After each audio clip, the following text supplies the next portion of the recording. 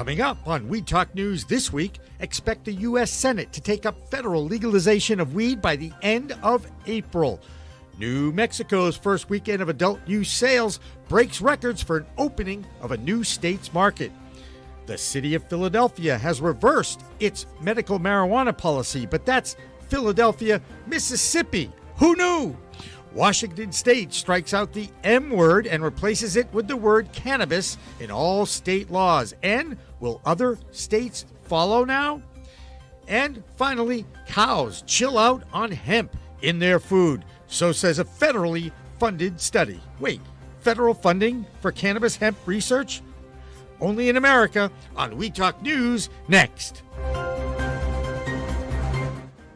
We are Pro Cannabis Media.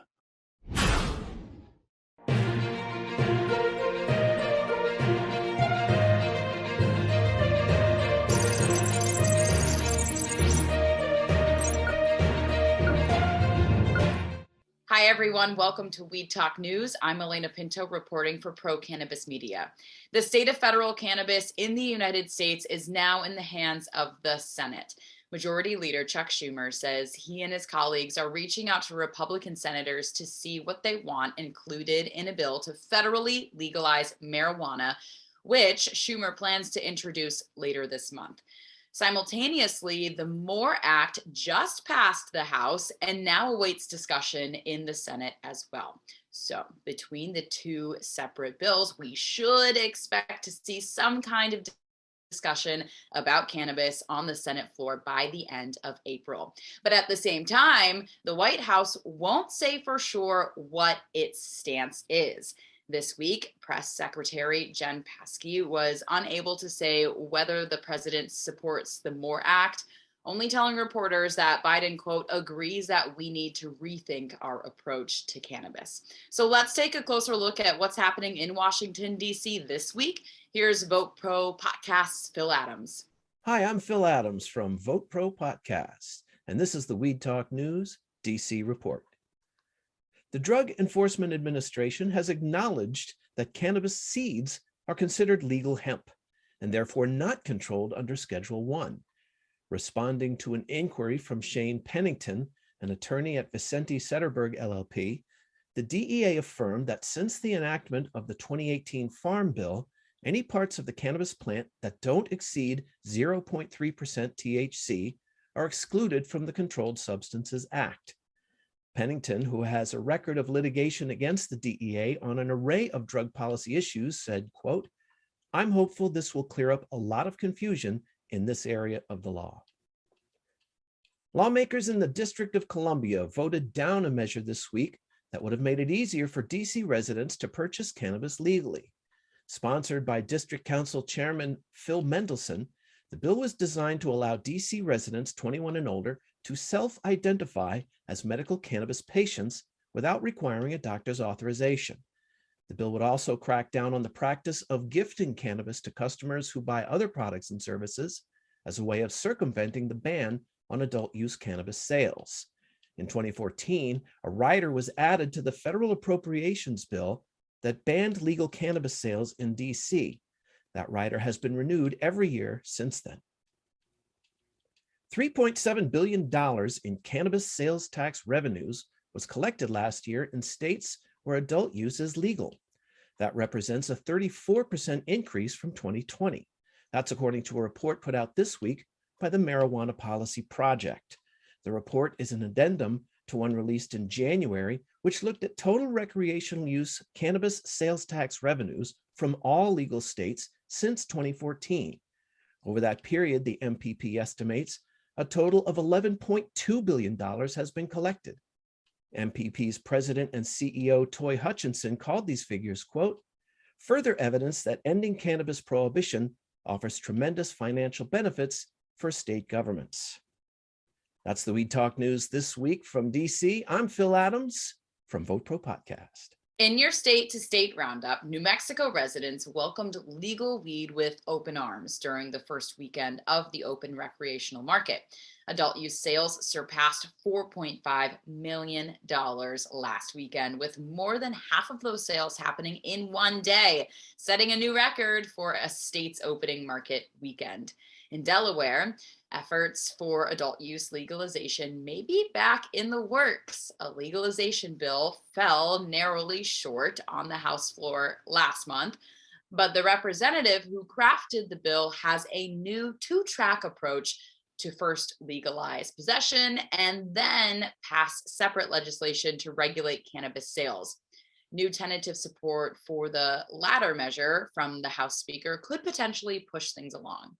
And the city of Philadelphia has opted out of medical marijuana. That's Philadelphia, Mississippi, though. The state approved a medical marijuana measure in January, a year after voters approved an initiative that was struck down by the state Supreme Court. But this week, the city's leaders decided overwhelmingly to opt out of participating in the legal medical market.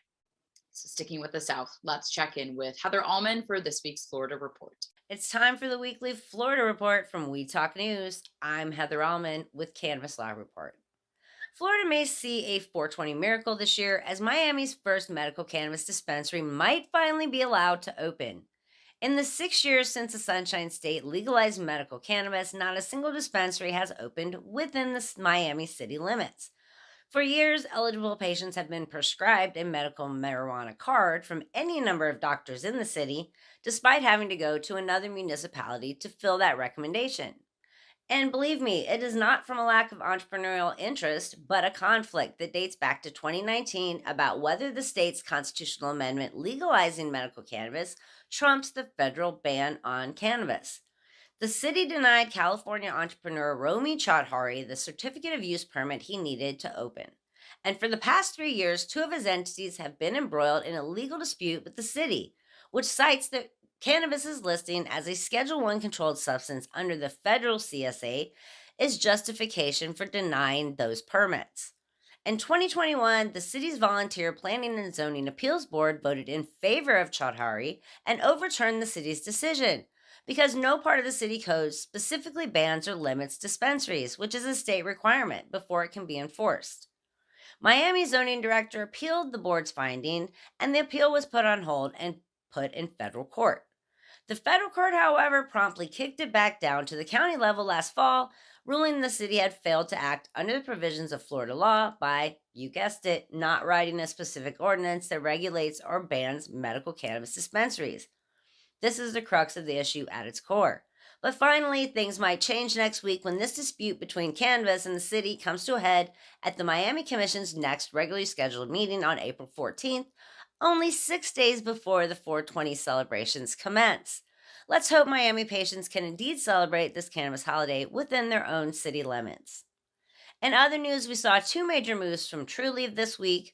Over the weekend, they became the first cannabis MSO to enter the metaverse with their 420 for All NFT collection. It's currently being sold on the OpenSea marketplace, and the initial offerings began April 2nd, exactly 420 hours prior to April 20th, the nationally recognized cannabis holiday. Each NFT includes an illustrated hand raised supporting cannabis accessibility and social justice, with each hand holding a different cannabis product, celebrating the diverse cannabis community and culture. All proceeds from the 4.20 for All NFT collection will be donated to the Last Prisoner Project, who's helping free over 40,000 individuals still in prison for nonviolent cannabis convictions. And speaking of that, our final story is about Trulieve, who also recently announced an exclusive partnership in Florida with Delicioso LLC to become the exclusive producer, retailer, and processor of Delicioso branded products throughout the state, with Flamingo Kush by Delicioso pre-rolls launching on April 15th. Delicioso is a Florida-based cannabis brand founded by Rick and Richard DeLisi. Richard is one of the longest-serving nonviolent cannabis prisoners in the U.S. history, having served 32 years of a 90-year sentence. So this agreement to legally sell cannabis marks a monumental and full-circle moment for him. Like Trulieve, the Delicioso brand is also committed to donating a portion of its sales to nonprofits, including the Last Prisoner Project, an organization who was instrumental in securing Delici's release in December 2020. That's a wrap for the We Talk News Florida Report. With high hopes for Miami, I'm Heather Allman from Cannabis Law Report. In Washington state, a local school district has received more than $250,000 in grant funds for tobacco and cannabis prevention and education over the next 5 years. The funding goes toward educational resources for Hispanic and Latinx students and families regarding cannabis and tobacco prevention. Josh Kincaid has much more from Washington state this week. I'm Josh Kincaid from the Talking Hedge with the Washington State Cannabis Report for Weed Talk News. Washington lawmakers say it's pejorative and racist to use the term marijuana. Anti-drug activists often use the word marijuana in a negative way, and the media and government officials also turned it against people of color, including Mexican immigrants and jazz musicians. Recently, tipping at restaurants has also been called racist, and gyms have been labeled as fascists. And now, alternatively, some historians are raising concerns about the effort to call marijuana racist. Opposition to the narrative states that the stories about smoking cannabis leading to madness and violence didn't actually originate in the U.S., according to Isaac Campos, a professor of Latin American history who studied cannabis history. Campos goes on to say that the propaganda was first printed in Mexican newspapers, and it was the Mexican government that ended up outlawing the drug first, nearly 20 years before the U.S. did. U.S. media reprinted anti-cannabis stories from the Mexican press, and as immigrants moved north, they carry negative stories about cannabis with them. Regardless of the negative origins, Governor Jay Inslee recently signed a bill striking the word marijuana from the text of all state law. The measure says to use the word cannabis instead. The effort in Washington is part of a national movement to retire the word. Earlier this year, Maine and Virginia also introduced bills about striking the word marijuana from their laws. Let us know in the comments if the words marijuana or stoner strike a nerve with you. But with that, we're going to have to roll up this Washington State Cannabis Report. I'm Josh Kincaid from the Talking Hedge, reporting for Weed Talk News. Don't forget to like, share, and subscribe, or don't, and I'm out. A California senator is looking for reform for medical marijuana. The Senate Business and Professions Committee has passed a new bill which would restore voter-created access to medical cannabis across the state by requiring cities to provide consumers access to purchase medicinal cannabis. The bill now heads to the Senate Governance and Finance Committee. And with that, here's Christopher Smith with this week's California Report. Greetings from the most fabulous left coast. This is the California Roundup for Weed Talk News. A few months ago, legendary California dispensary Harborside announced that it was merging with dispensary Urban Leaf and grower manufacturer Loudpack to form a new entity called State House. So there have been several high-profile mergers and or acquisitions in the U.S. and Canadian markets over the last few years, and this one let us know that California was now experiencing its own period of consolidation. Now, Urban Leaf's major competitor in the San Diego area, called March and Ash, has announced it's combining with Santa Rosa-based manufacturer Canacraft to form Groundwork Holding, Inc. Canacraft is a company with roots in the legacy market and produces Farmer and the Felon brand, which benefits the Last Prisoner Project, among others. You'll hear a lot about the $4 billion in cannabis tax revenues that companies allegedly trucked to various tax collection agencies in cash, of course, because the man in Washington doesn't want to allow normal banking activities for cannabis companies. The man in Washington doesn't see a problem with billions of dollars in cash moving around our communities, which most people would consider a public safety problem. But I digress. What too few people seem to ask is, what's all that cannabis tax money doing for the American people? Well, here's a little bitty taste of the potential for all of our hard-earned cash. From Orange County, California, the tax money that Santa Ana officials collect from sales at licensed cannabis businesses citywide has funded the $884,000 upgrade of Santa Ana's main public library, now featuring a children's patio with a play structure and outdoor reading areas. And guess what? There's an additional $2.7 million left to be used, along with a new policy that dictates that no less than 50% of the cannabis fund goes to youth services every year. And finally, if you want to rent a new Airbnb for a weekend or perhaps a wedding, you can now rent Sonoma Hills Farm. an idyllic Northern California farmstead that produces world-class cannabis alongside a spacious culinary garden using regenerative farming practices. Guests will not have access to the cannabis grown on the farm, but will have access to hemp, the low THC cousin of marijuana, and will also learn about regenerative farming practices, which are like organic farming times 10, what some say is the only way to protect our precious farmland and topsoil. This is an interesting potential getaway that has real appeal. According to Forbes, a 2020 report found that 29% of all active leisure travelers and 18% of all Americans want to do cannabis-related activities on vacation. And I'm Christopher Smith, publisher of the American Cannabis Report, bringing you great news about a big new company, a buffed-out library and millions of dollars for kids, and a regenerative farm Airbnb, all because of California cannabis. For Weed Talk News. The lines between legal and illicit cannabis markets in Michigan apparently aren't so clear. It seems state-regulated legal companies are beginning to blur the lines when it comes to gifting cannabis products and holding marketplace events that are historically illegal. With much more, here's Michigan NORML Executive Director, Rick Thompson. Good day, everyone. This is the Michigan Report with Rick Thompson on Weed Talk News. Let's begin. This week, a new program was launched at the Marijuana Regulatory Agency. Monthly reports summarizing the enforcement actions taken by the agency against licensed cannabis companies are now being published. And a quick look at March's summary reveals most of the fines were issued for incorrectly displaying product by using non-conforming package types. CCG Holdings from Baldwin received 2 fines of $2,000 each. Stateside Wellness was also hit with a $2,000 fine for improperly labeling cannabis products in the store. And True North Collective was hit with a pair of $250 fines for discharging reverse osmosis backwash into a Great Lakes watershed, namely a marsh connected to the Grand River.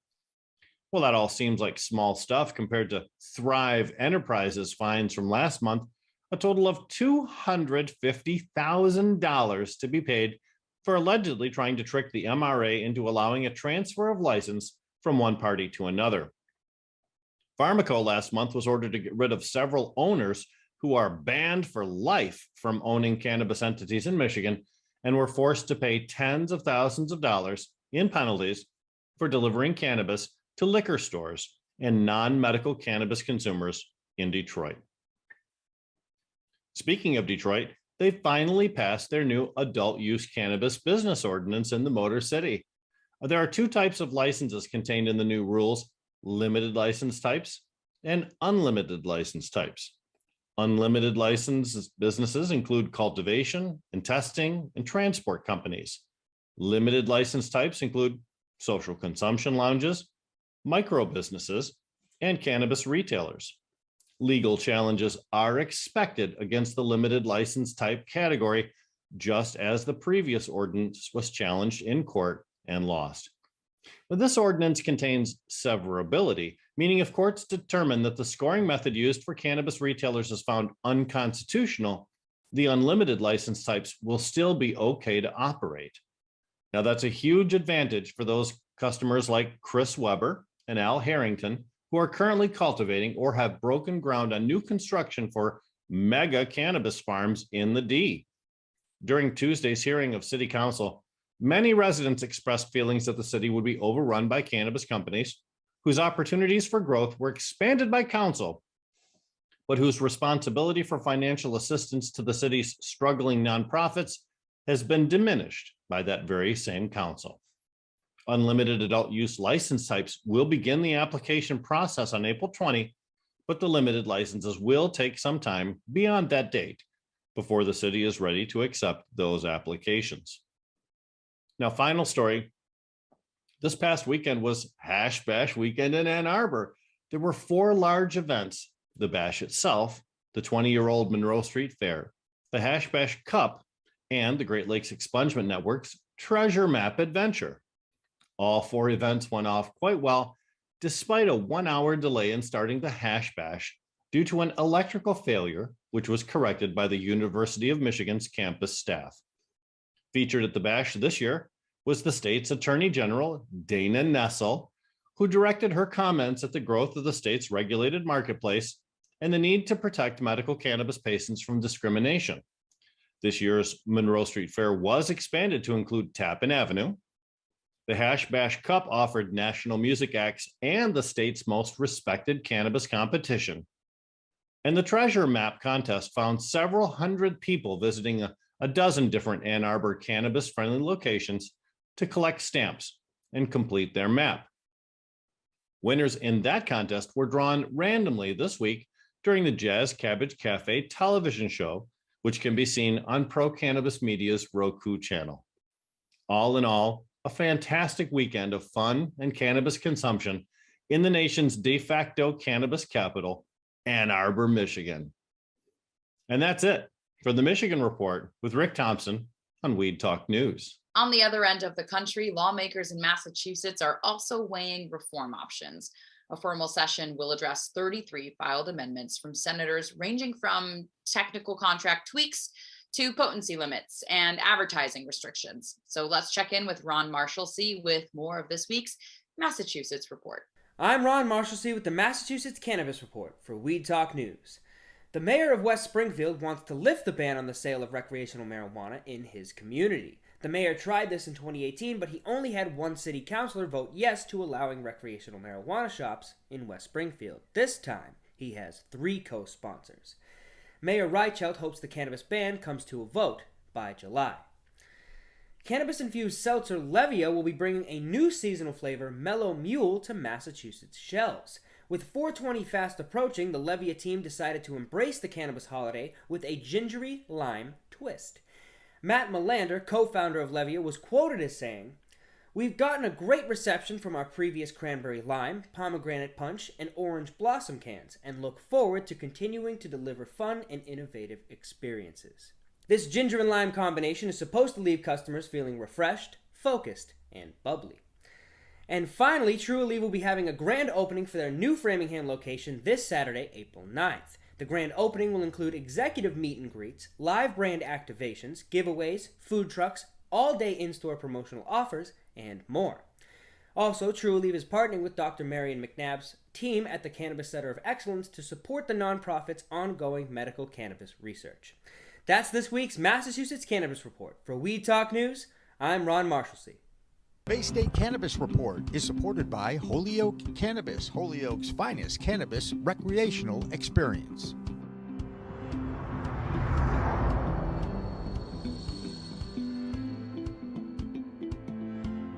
New Jersey is looking to get more people involved in the budding business of legal weed. This week, Stockton University hosted the state's largest legal weed and networking event, which also offered on-site expungement of records and legal advice. Jill Goldsberry has much more from New Jersey this week. I'm Jill Goldsberry with this week's New Jersey Report for Weed Talk News. In Somerset County, they're on track to open their very first medical marijuana dispensary amid the mixed reaction from many local residents. Middle Valley Partners CEO, cannabis advocate, and attorney Sarah Trent will appear before the planning board on April 27th to propose a dispensary on Route 202. Middle Valley Partners received their approval from the New Jersey Cannabis Regulatory Commission back in December to open the first dispensary. In other news in and around New Jersey, the New Jersey townsfolk are attempting to block legal cannabis sales. When the 2020 New Jersey referendum making recreational cannabis sales legal was voted on, they weren't expecting this. In picturesque Princeton, 75% of the town's residents voted in favor of legal weed sales. However, when the Princeton's Cannabis Task Force recommended opening 3 dispensaries in the town, that's only 18 square miles, more than 50 people sounded off for over 4 hours. And most of those who spoke did not want weed anywhere nearby their town. Towns like Pennington, Livingston, and Hoboken, where legal marijuana won wide voter support, but where local officials banned cannabis businesses anyway. Town leaders say they were motivated more by caution rather than residents' complaints. Officials like Hoboken Councilman Mike Russo expressed his concern for the situation and called the body's move to limit weed shops' retail outlets as backtracking. You can't say you're for cannabis and turn around and say you don't want it here, said Russo. At Pro Cannabis Media, we agree with that. I'm Jill Goldsberry, and this is the New Jersey Report for Weed Talk News. And for the rest of this week's Weed Talk News, here's Pro Cannabis Media founder Jimmy Young. Thanks, Elena. Great working with you. I'll take it from here. So do you remember a few weeks ago on Weed Talk News, we told you how Mike Tyson's new edible line was in the shape of a human ear? Of course, that ear had a bite taken out of it, but it still looked like a human ear. That is a big no-no in Colorado. According to the cannabis laws in Colorado, medical cannabis edibles cannot be shaped like humans or human body parts. So Mike's Bites, which are selling like hotcakes in California, will be turned into the shape of a letter T for Tyson, just in Colorado. Now it's time for the latest in the world of big cannabis business and the publicly traded companies. Here's the Green Market Report's Deborah Borchardt. This is the business update for Weed Talk News from the Green Market Report. New Mexico is now the 18th state to legalize the sale of adult use cannabis, and those sales began last Friday. The state reportedly sold $5 million worth of product by the end of the first weekend. Tilray Brands reported third fiscal quarter revenue increased 23% to $152 million, but that fell from the second quarter's revenue of $155 million, and it slightly missed revenue estimates. Now, the company also reported a net income of $52 million. However, this net income improvement was almost entirely through accounting magic that kind of turned falling stock prices into net income. The Green Organic Dutchman reported that in 2021, their revenue rose 146% to $39 million. But the company also reported that they had a net loss for the year of $43.5 million. And more troubling was the company's auditors saying that the accumulated deficit had gotten to $487 million. And so the company remains a going concern. And this has been your business update. I'm Deborah Borchardt from the Green Market Report. The next state in the legalization battle will be Maryland. This week, House legislators there okayed the addition of a ballot question in the fall elections that will ask about legalization of cannabis for adult use. Now, if it passes, sales are expected to begin in July of 2023. It was 2015 when cannabis was decriminalized in Maryland. And in Baltimore, arrests for cannabis possession and other crimes is way down. Maryland's state attorney stopped prosecuting cannabis crimes in 2020, and in 2022, only one person was arrested so far for carrying 10 milligrams or 1/3 of an ounce. No such problem in Vermont, where the Green Mountain State continues to move forward with their legal adult use market. Here's our Vermont correspondent, Jessie Lynn Dolan, with the latest from her state. I'm Jessie Lynn Dolan from Nurse Grown Organics and Vermont Cannabis Nurses, and this is the Weed Talk News Vermont Report. The Cannabis Control Board met this week to formally adopt Rules 3 and 4. They also reviewed and voted on staff recommendations on license pre-qualification applicants. Activists are turning their attention to Bill H548, a piece of supposed cannabis cleanup legislation, which tragically ignores some of the reforms put by the Cannabis Control Board themselves. Folks are now asking the legislator to restore the reforms on THC caps, reform the potency and packaging limits for edibles, and include both a nursery and a limited online retail license.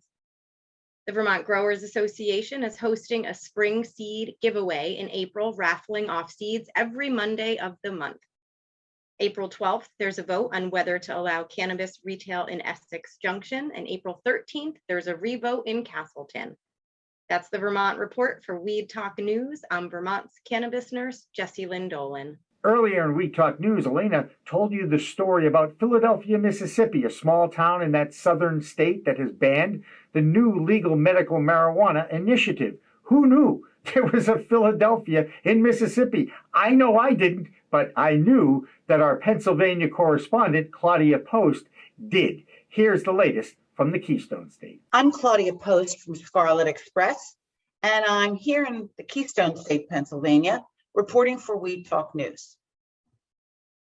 Last week, the Senate Banking and Insurance Committee voted unanimously to move SB 1167, or the Safe Cannabis Banking law, out of committee. This includes a 280E provision. Now, what's 280E of the Internal Revenue Code? It prohibits taxpayers who are engaged in the business of trafficking certain controlled substances from deducting typical business expenses. This is a huge win for our industry, so that's great. Now back in Pennsylvania, or as I like to say sometimes in the middle, Pennsyltucky, we have a state senator, Judy Ward, who is an ill-informed civil servant. She expressed concerns about the recent Senate Law and Justice Committee hearings regarding the legalization of recreational marijuana. Erroneously, she believes there are many consequences of legalizing marijuana, such as it being addictive, which can trigger dependency and withdrawal symptoms. I mean, does this woman know that many major teaching hospitals, universities have divisions within them now studying marijuana? The woman needs to read, okay? She also believes it doubles a person's risk for developing an opioid addiction, and it comes with more crime and DUIs. Wake up, Judy, baby. People have been driving high for a lot of years. Marijuana laws in PA are among the most severe in the country, and honestly, I didn't know that, despite the majority of voters supporting legalization and regulated sales. 62% of likely voters in Pennsylvania support the legalization and sale of recreational marijuana. However, under current state law, those found in possession face up to 30 days of imprisonment or a fine of $500 for 30 grams or less.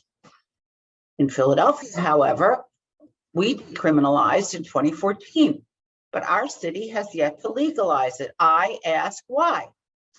Possession of 30 grams or less for personal use comes with a fine of $25, and don't smoke out in public places or you'll get a fine of $100. Being caught with a larger amount can result in arrest and jail time. No kidding. We are criminalizing people. We are wasting taxpayers' dollars by incarcerating people for something that's less harmful than alcohol. That's a wrap from Pennsylvania. I'm Claudia Post from Scarlet Express, and I'll be back next week to talk about what's hot and what's not in Pennsylvania. So, from Weed Talk News, have a great week. If you enjoy edibles in Oregon, you should make sure that you check the labels for a lot of reasons. Now, that state is allowing the edibles there to have higher THC potency with some restrictions. The serving size is now doubling from 5 milligrams to 10 milligrams with up to 100 milligrams per package. With the latest of what's going on in the state of Missouri, here's Weed Talk News, Brandon Jones. Yeah, Jimmy, edibles are really taking off here in the state of Missouri, too. They're really changing the prices, bringing them down. It's a big thing that's happening here in the state of Missouri is a lot of prices are being dropped here just because of more and more dispensaries opening across the state. Some places are getting even $20 eights and $20 gummies, if you can believe that. But if you know me, I'm more of a flower guy. But again, I'm Brandon Jones from Distribution Maven with the Missouri Cannabis Report for Weed Talk News. My first story today actually comes out of the St. Louis Dispatch. There was a big rally in Jefferson City, Missouri last Thursday. I was actually got to go hang out and see all the people talking about how we can get more access to cannabis, seeing how we can get it to veterans, how we can get it to low income people, and just figuring out a way to get more access. But the big thing is the Cannabis Freedom Act did pass with a 5-4 vote, but they added a horrible amendment that said minorities and transgender women were not allowed access to the interest-free loans for their businesses, which I don't understand at all. And most people that are behind this act don't either. They kind of think it's basically a little spite to try to get the bill to not pass. But we're still very hopeful that the bill will pass, and we'll try to get that expungement changed or amendment changed as fast as we can before it actually passes the next vote. And my second story is talking about sales. If you can believe it, last month here in the state of Missouri, sales reached over $30 million just for the month. It's up to nearly $1 million a day here in the state of Missouri in cannabis sales. Things are only growing and getting faster here. More dispensaries are open with over 188 already currently acting. So you can get cannabis all over the state, whether in rural areas or in the big cities. So thank goodness Missouri is trying to find a way to get everybody access. Again, I'm Brandon Jones with Missouri Cannabis Report for Weed Talk News. Stay educated and medicated. Have a great week, guys. So did you hear about Europe's support for cannabis? Well, according to a poll conducted by London-based Hanway, over 50% of Europeans support legalization, and over 30% use it regularly. Now, interestingly, unlike here in the States, Europeans don't want to grow it, they just want to buy it. Here's Stephen Arthur George with our European report for Weed Talk News. I'm Stephen Arthur George with SAG Advisory Services in Lisbon, Portugal. This is the European Cannabis Report for Weed Talk News. Majority of Europeans support cannabis legalization. This was just reported by Reuters earlier this week, and it poses the question, could Europe move before the United States? It's definitely not clear yet, but we do see some new momentum here in Europe and also now have public support as well. Over in Switzerland, the first cannabis wellness spa has recently opened. It will be CBD only at this time, and they will offer things such as yoga as well as massages. It's most likely a play on future hopes of adult use regulation in Switzerland. Up in the United Kingdom, a large UK media investor is getting into cannabis. Channel 4's investment division has invested in Cannaray, a UK-based medical cannabis and CBD wellness company.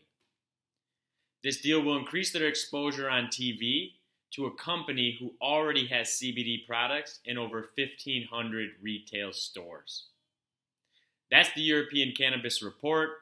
I'm Stephen Arthur George from SAG Advisory Services reporting for Weed Talk News. And finally, tonight, we all know that cannabis is still illegal on the federal front, and thanks to the 2018 Farm Bill, hemp is legal. Now, sure enough, a federal grant of over $200,000 was awarded to Kansas State to study the effect of hemp on cows' personality and behavior in their feed. That study was funded by the Department of Agriculture, and the conclusions were released this past week. Sure enough, hemp munching steers spent more time lying down and had lower levels of stress hormones. $200,000 to tell us this?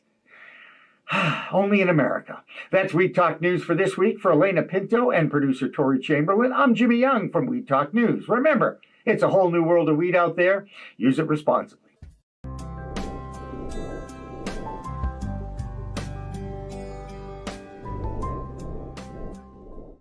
Pro Cannabis Media programming is available live and on demand on our Facebook page at Pro Canna Media, on Instagram at Pro Cannabis Media, on LinkedIn also at Pro Cannabis Media, on YouTube and YouTube Live on Pro Cannabis Media, Twitter at Pro Canna Media, and on twitch.tv/Pro Cannabis Media. So like, share, and subscribe to all of our content, newsletters, and shows live or on demand.